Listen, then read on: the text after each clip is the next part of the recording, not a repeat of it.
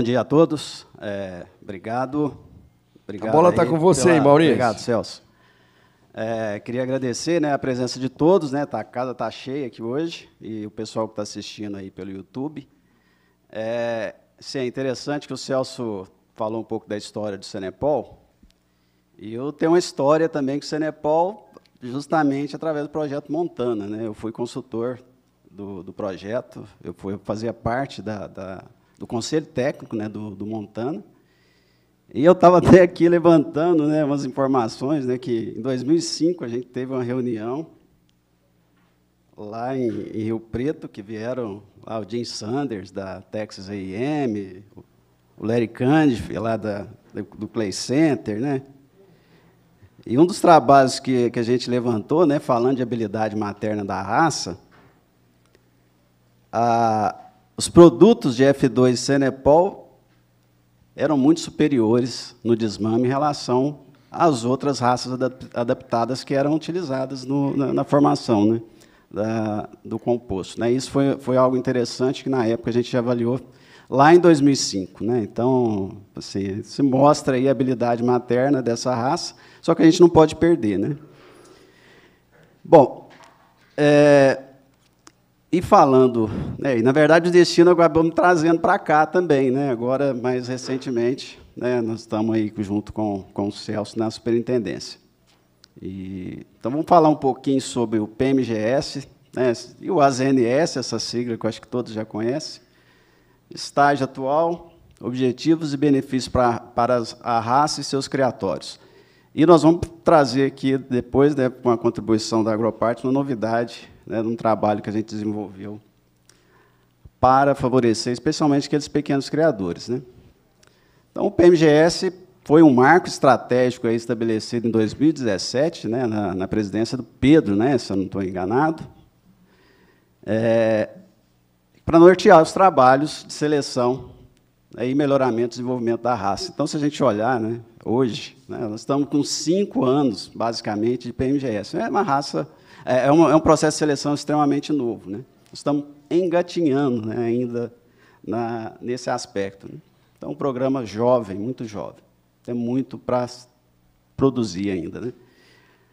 Seus objetivos: aumentar de forma sustentável a produtividade e a competitividade da raça Cenepol. Acelerar de forma organizada o melhoramento genético da raça. Né? Quando a gente fala forma organizada, a gente pensa no quê? No AZNS, né? Que é o Arquivo Zootécnico Nacional da Raça, que está aqui, né? Estruturar o Arquivo Zootécnico Nacional da Raça Cenepol. Auditar e certificar a qualidade dos rebanhos participantes do PMGS, visando a segurança e qualidade dos produtos, agregando valor aos animais superiores, sua distinção comercial perante o mercado, e a sustentabilidade econômica da raça Cenepol. Né? A gente, cada ano, né, nesses praticamente 3 anos aí, quantos treinamentos, né, mesmo virtualmente, a gente não tem feito, para os técnicos do SRG e do PMGS, visando aí, essa garantia de qualidade na coleta de informação no campo. E aqui, né, o Celso mostrou lá a exportação, quantidade de sêmen de Cenepol sendo exportado. Né? Internacionalizar a genética brasileira da raça Cenepol para o mundo. Né? Eu sou daquela época que a gente trazia, né, sêmen lá, inicialmente lá do Litman, né, depois do Sacramento Farms, que eu tive lá em 2006, lá com o Sebastião, e hoje nós podemos dizer que temos o melhor Cenepol do mundo. E agora, na verdade, precisa vir aqui buscar esse material genético de volta para lá. Né? Nós avançamos muito com essa população que a gente tem. Bom, sempre é bom lembrar, né? PMGS, como que se adere ao PMGS?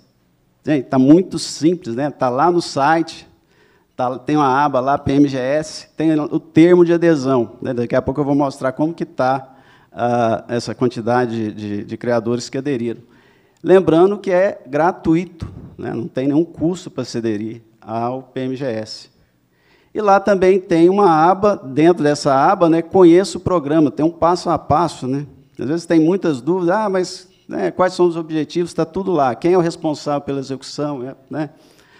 quais são as fases do PMGS, quem pode participar, quando devo aderir, né? Então, tem toda, né, as perguntas e respostas ali, são as perguntas, obviamente, até mais comuns, feitas pelos criadores, e foi colocado lá as respostas. Atualmente, nós temos aqui começamos lá em 2017, né? Está aqui em torno de 32 criadores. Hoje nós temos 282 criadores aderidos ao PMGS. Né? Quando a gente pensa em associados, nós estamos praticamente 1/3 dos associados que aderiram ao PMGS. Então, assim, eu volto para vocês, né? Por que não aderiram ainda? Né? Porque a gente ainda precisa aumentar essa base, né? Porque não há custo para se aderir ao PMGS.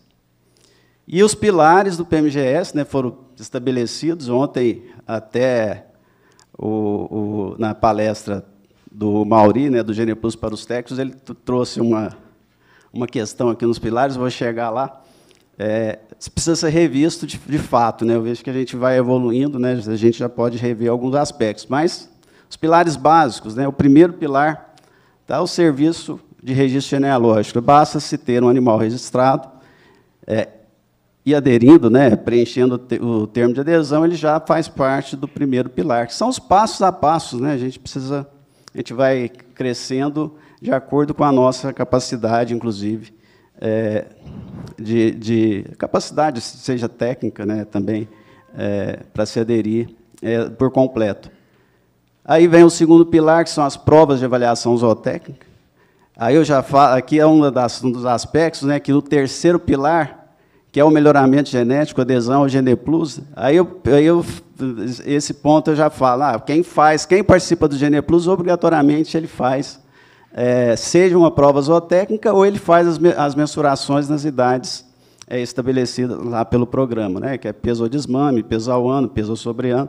Então, quer dizer, mesmo que ele não tenha, de fato, uma prova zootécnica dentro lá do seu rebanho, ele está ali fazendo as mensurações, formando, acho que um dos principais aspectos, formar os grupos contemporâneos, né, para que seja possível rodar uma avaliação genética consistente.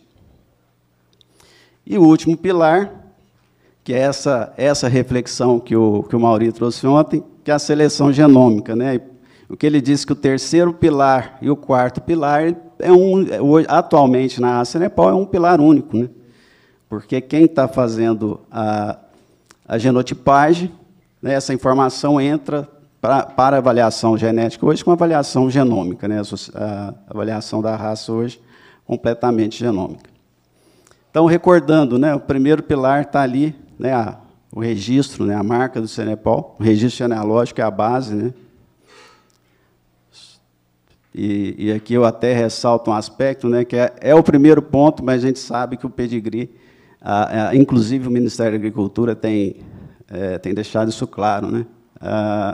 O pedigree só não basta, né? Hoje, cada dia, as pessoas têm buscado mais informações além do esse é filho do fulano de tal, né, do geniarca da raça, lá, WC, CN, isso hoje só não basta, precisa ter muito mais do que isso. Segundo pilar são as provas de avaliação de desempenho.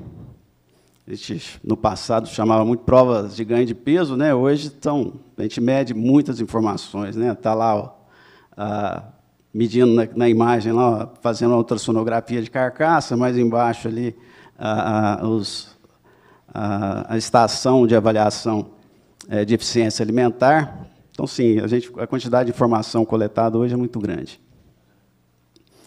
Está aí o terceiro pilar, que é a adesão ao programa do GenePlus, que é o programa oficial da raça.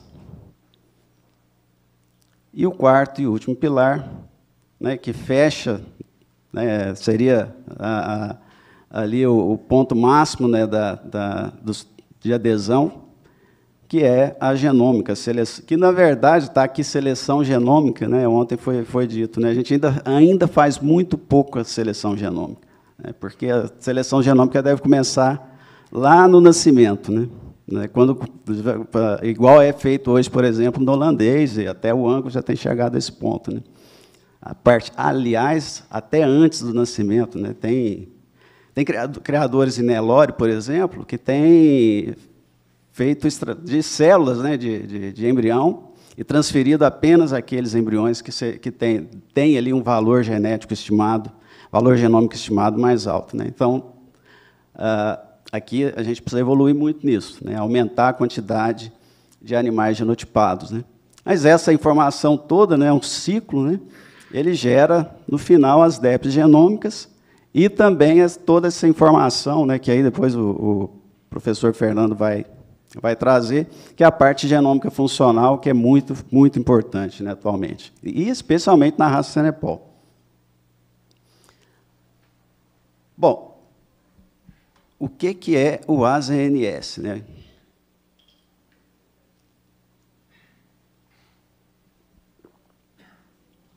Esse arquivo zootécnico da raça Senepol.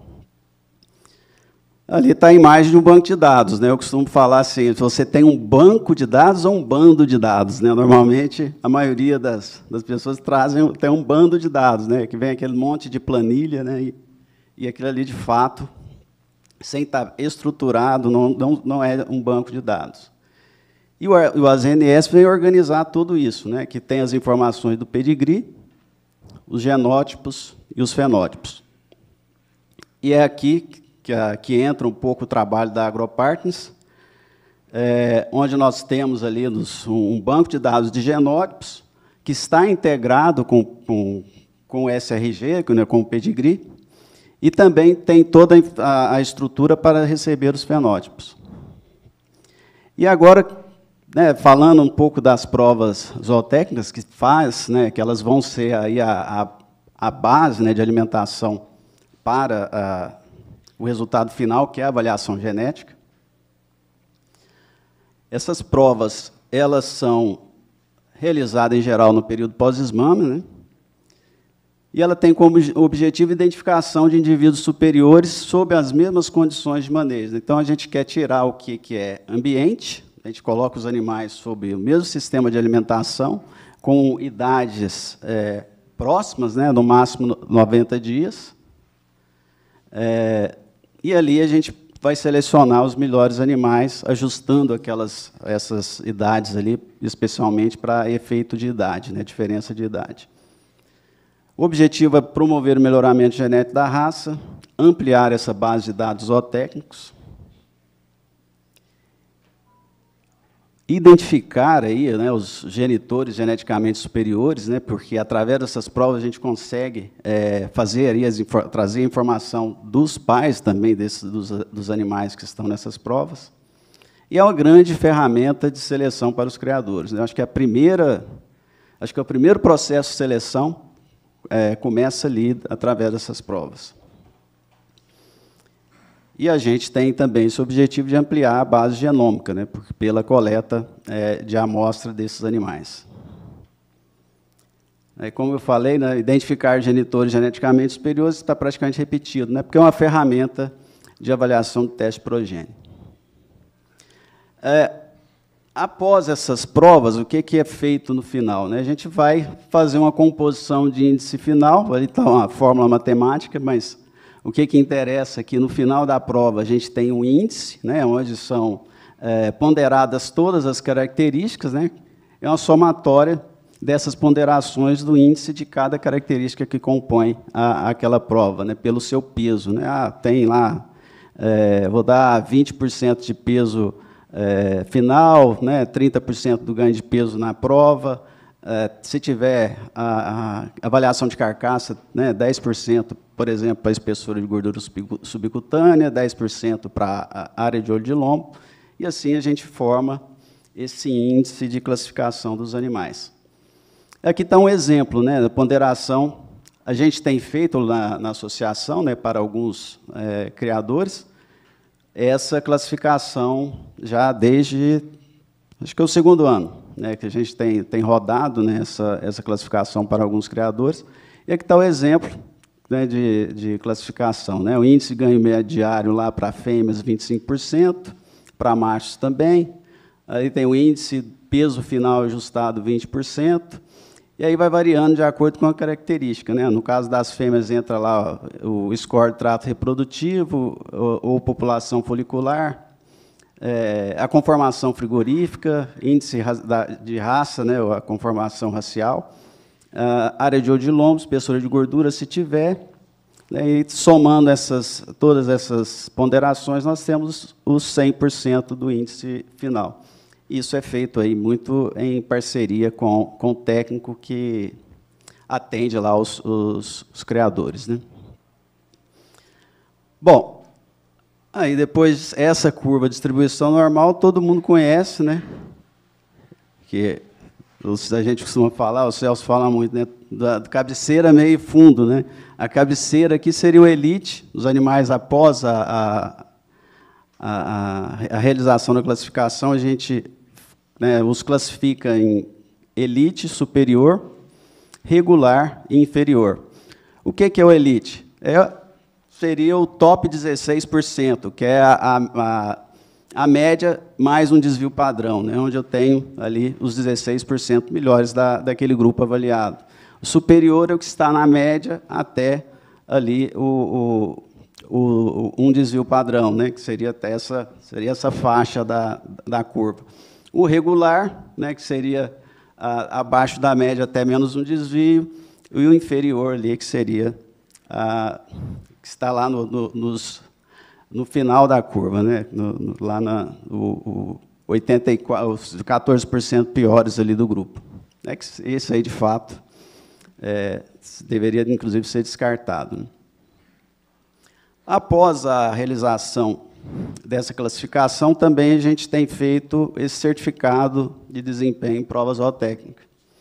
Que vem a informação, né, um certificado da associação, né, com a classificação ali a classificação final, né, do índice, elite, vem toda a informação de desempenho para cada característica, e o pedigree do animal. Ali nós omitimos as informações de proprietário e mostra lá quando que essa prova foi realizada.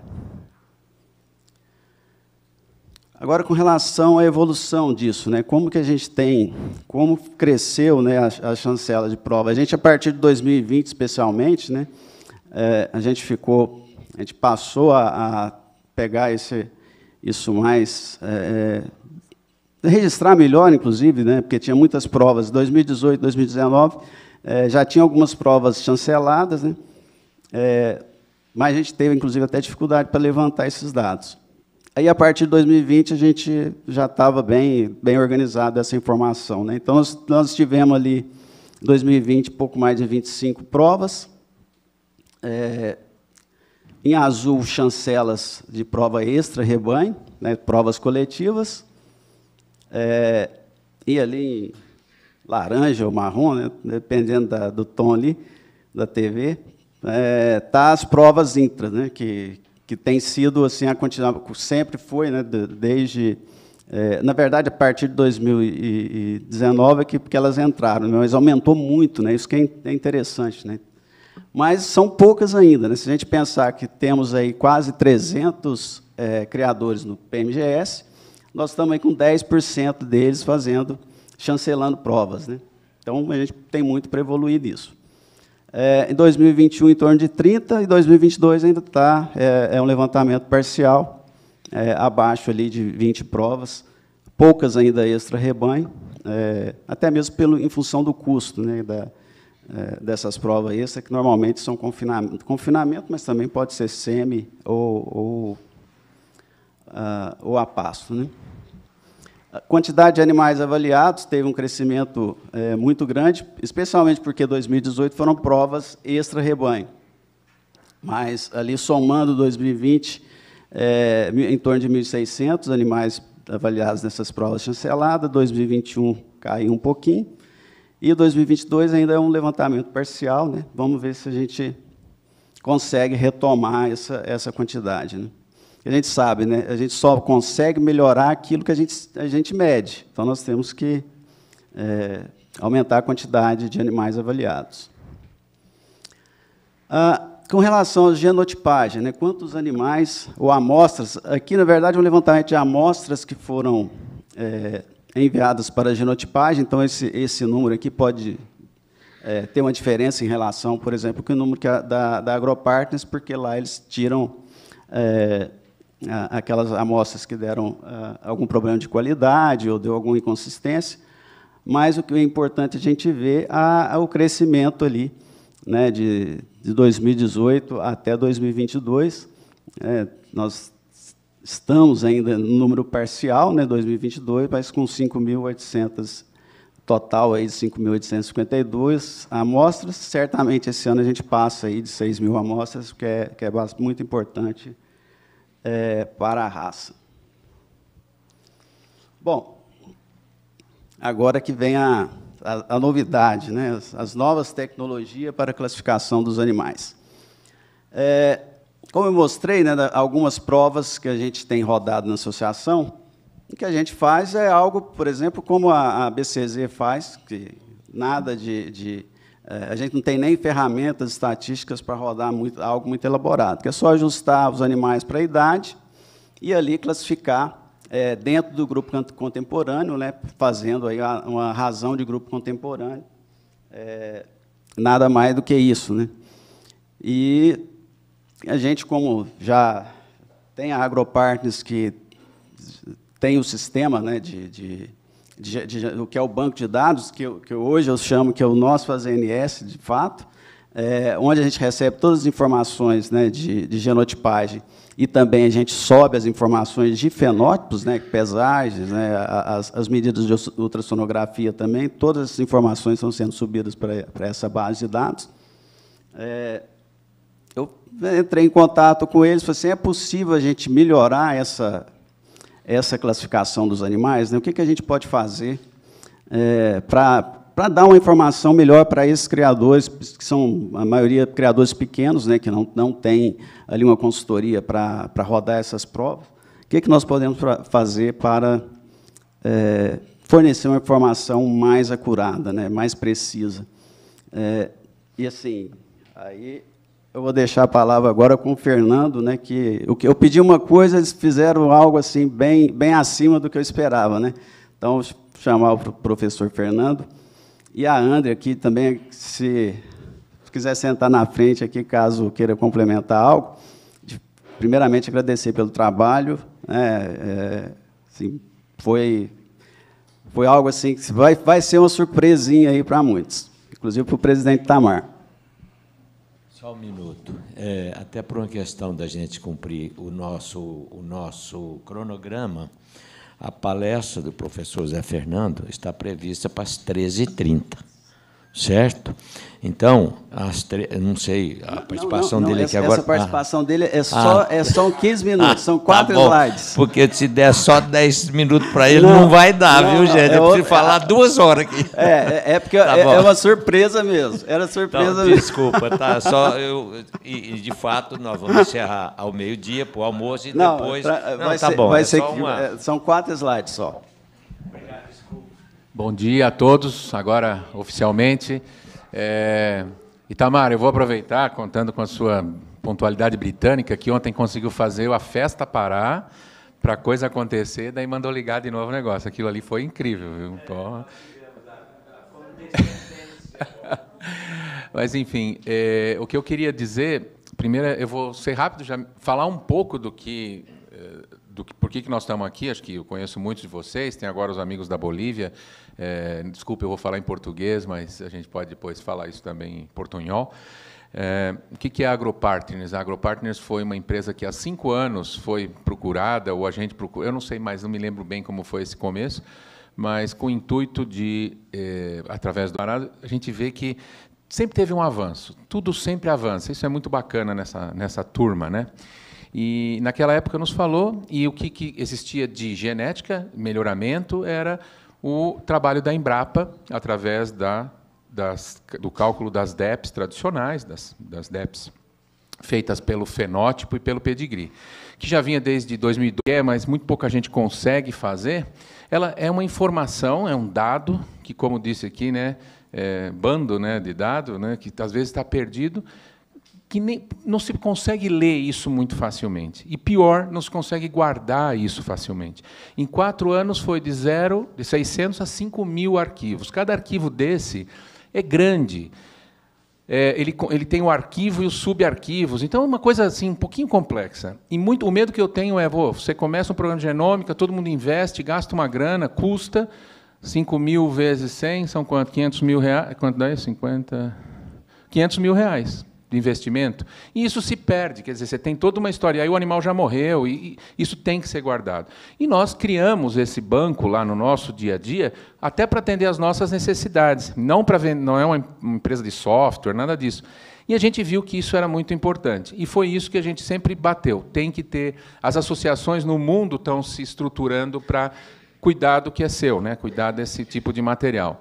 Então, o que a gente fez, basicamente, foi receber um chamado da associação dizendo, olha, a gente faz avaliação dessas provas, seja um indivíduo que tem 5 animais, ou 30, ou 100, mas a gente faz de uma forma muito simplista. A gente precisaria fazer isso de uma forma mais avançada.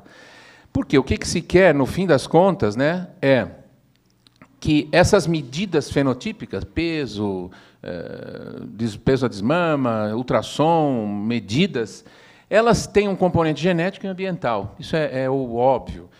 O genético é o que a gente consegue hoje, com a genômica até mais, mas também com a genética tradicional, é o que a gente pode ver que é transmitido para o descendente, é o que a gente consegue mexer. No ambiente, ou a gente controla, põe os animais num compost barn, e ainda assim não vai funcionar tão bem, mas eles não são animais de estábulo, né? A gente não controla, então a gente tem que tirar esse efeito ambiental. Como que eu vou comparar uma prova de um indivíduo que fez com 5 animais aqui, o outro fez com 50 ali, o outro fez no norte, o outro fez no sul? Então, o que nós pensamos foi usar um modelo, que é o modelo também de ouro, né? Que é o BLUP, uma tradução que não traduz nada, porque fica mais complicada a tradução. É o modelo que nos dá a melhor predição linear não viesada, ou seja, o nome já diz, ele é melhor, eu não vou entrar nesses detalhes, mas ele coloca dentro eu vou mostrar, dentro das suas pré-assunções, né, pré-determinações, esses possíveis efeitos. E ele ajusta, então, os valores individuais em relação à média da população.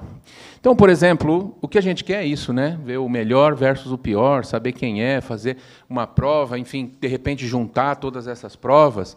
E o que se deve? Então, essas diferenças entre os animais, elas têm efeitos que são efeitos do grupo, quer dizer, cada grupo vai ter fatores que influenciam ali. Então, o sexo, o local, a fazenda, a alimentação, o tipo de manejo, tudo isso é colocado dentro de um modelo matemático, que eu não vou aborrecer vocês com ele.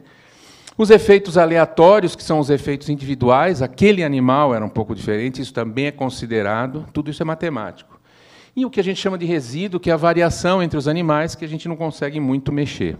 O que sobra disso tudo é aquilo que é genético, e é isso que a gente consegue predizer. Então, qual o objetivo no final do dia? Chegar aqui e falar, esse animal é melhor que esse, com um certo nível de precisão. De X%, 80%, 90%. Se pudesse ser de 100, melhor. Aí você vai com o olho fechado. Não é 100, porque é biologia e a matemática não é assim. Então, o que a gente fez foi comparar. A primeira coisa é pegar o que já havia sido feito no ano de 2021, que eram 16 provas, se eu não me engano, com com quantos animais? 475 animais, 16 provas. E comparar, então, o que foi feito com esse novo método, né? Então, a primeira coisa a dizer é que é o mesmo objetivo. Os dois queriam ranquear animais. Segunda coisa é classificar esses animais dentro de cada prova, né? E usando o fenótipo próprio. Isso é uma coisa importante. Você está usando o fenótipo próprio numa situação de desafio e de comparação. Aí a pergunta é, então, por que você quer usar esse, né? Mas antes de a gente falar disso, uma coisa que a gente viu foi que tanto o método feito anteriormente aqui, rodado pela associação, quanto esse novo, eles têm alta correlação. 0,9, 90%. Isso é bom, correlações não são 100%, como bem explicou ontem o colega da Embrapa, o Mauri, né, porque eu sei que tem variações, mas no caso desse método, você está capturando muito dessas diferenças. Então, por que usar esse BLUP, né? A diferença é o seguinte, quando você usa esses fenótipos próprios, né, e faz esse trabalho colocando o pedigree, que é o que a diferença do BLUP faz, eu esqueci de mencionar, você coloca o pedigree. Então, você não está mais só analisando os animais como entes individuais, você está analisando ele como filho de fulano e cicrano, esse ciclano também pode ser pai do outro, e esse pode ser... Então, isso cria uma rede de interações. Quando eu falo que esse indivíduo teve 244 quilos e esse também teve 244 quilos, mesmo que eu acerte a matemática, eu vou ainda assim dizer que eles são muito parecidos. Mas, com base nesse pedigree, nesses efeitos ancestrais e colaterais, ou seja, dos de cima e dos de baixo, eu posso dizer que esses 244 significam menos do que esses 244. Esse animal provavelmente foi prejudicado, ele seria um animal que geneticamente seria superior, e esse foi favorecido e seria inferior. Em linhas gerais, o que a gente tem aqui, o que a gente quer, é aumentar a acurácia desse processo. Então, isso que para o Maurício foi muito positivo, para nós foi muito bom também fazer, porque nos deu acesso a dados fenotípicos, que a gente normalmente não usa. Hoje à tarde eu vou falar um pouco do que a gente tem feito e conseguido, né, de inovações no campo da genômica. Mas esse exercício prático que a gente fez, que ainda não está posto como uma coisa aberta, permitiu uma maior acurácia das provas e a diminuição consequente do risco na escolha do animal. Esse eu vou usar, ou esse eu não vou usar, etc., né, para fazer uma avaliação genética. Eu queria mostrar, você pode pôr para mim ali, o banco de dados, que é 1 minuto só mais, e aí a gente termina. Estamos bem? Faltam 3. Você precisa da senha, né? Admin. Ela mandou para você? Sumiu.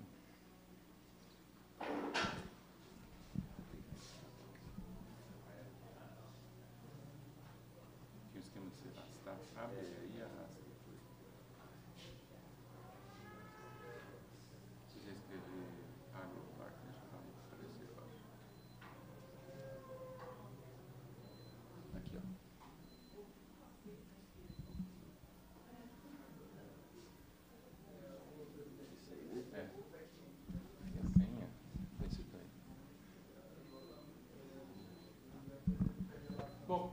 Como eu disse, né, o intuito aqui não é software, não é desenho de aplicativo, mas a gente teve que fazer isso até para funcionar, para nós mesmos, né? Então, esse é um lugar que se pode entrar tanto pelo celular quanto pelo computador. E o que a gente tem aqui... Não era... É essa página, André? Cadê a André? É essa a página que está a prova? Não, então, aqui mesmo, né? Não, tá, não, é porque aqui a gente vai usar à tarde também. Como que chega lá com o cursor? Me ajuda aqui.